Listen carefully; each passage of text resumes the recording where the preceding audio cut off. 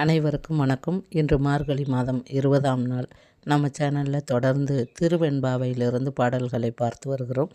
இன்றைய தினம் 20வது பாடலையும் அதற்கான பொருளையும் பார்க்கலாம் வாங்க. பாடல்: போற்றி அருளுக நின் ஆதியாம் பாதமலர், போற்றி அருளுக நின் அந்தமாம் செந்தளிர்கள், போற்றி எல்லா உயிருக்கும் தோற்றமாம் பொற்பாதம், போற்றி எல்லா உயிருக்கும் போகமாம் பூங்கழல்கள், போற்றி எல்லா உயிருக்கும் ஈராம் இணையடிகள், போற்றி மால் நான்முகனும் காணாத புண்டரீகம், போற்றி யாம் உய்ய ஆட்கொண்டருளும் பொன்மலர்கள், போற்றி யாம் மார்கழி நீராடேலோர் எம்பாவாய்.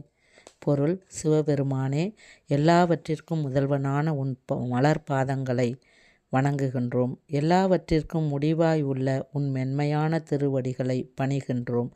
எல்லா உயிர்களையும் படைக்கின்ற உன் பொற்பாதங்களை சரணடைகின்றோம்.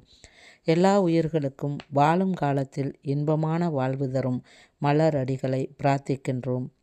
உயிர்களை அளித்து இறுதி காலத்தை தருகின்ற இணையற்ற காலடிகளை போற்றுகின்றோம்.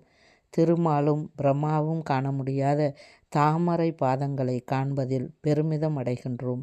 எங்களுக்கு மறு பிறப்பற்ற நிலை தரும் பொன் போன்ற திருவடிகளை பற்றுகின்றோம். இவ்வாறு உன்னுடன் ஐக்கியமாகி உன் நினைவுகளுடன் நீர்நிலைகளில் நீராடி மகிழ்கின்றோம். விளக்கம்: திருவெண்பாவையின் கடைசி பாடல் இது.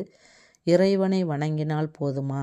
மனம் ஓரிடத்திலும் கைகள் மட்டும் வணங்கிய நிலையில் இருந்தால் என்ன லாபம்? மாணிக்கவாசகர் தன் பார்வையை இறைவனின் முகத்தின் மீது செலுத்தவில்லை, மாறாக அவரது பாதங்களை வைத்த கண் வாங்காமல் பார்க்கிறார்.